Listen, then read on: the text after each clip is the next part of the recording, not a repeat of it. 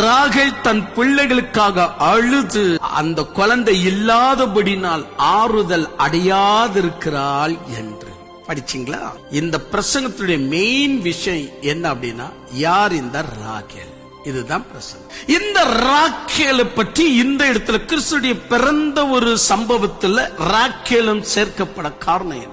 அதுவும் 2400 வருஷத்துக்கு முன்னாடி பிறந்த ஒரு ராகேலை இந்த இடத்துல சொல்லாமா? பெற்றெடுத்த பெற்றோர்களை அல்லவா சொல்லி இருக்கணும். தாய்மார்களே, அம்மாமார்களே, உங்க துக்கத்திற்கு நாங்க என்ன ஆறுதல் சொல்றது? உங்க கண்ணு முன்னாடியே பச்சையில குழந்தைகளை ஏரோது மன்னன் குத்தி கொலை செய்தான், இது எப்படிதான் தாங்கி இருப்பீங்களோ புரியல அப்படின்னு சொல்லி ஏதோ 2 வார்த்தை பேசலாம். எது? பெற்றெடுத்த தாய்மார்களை.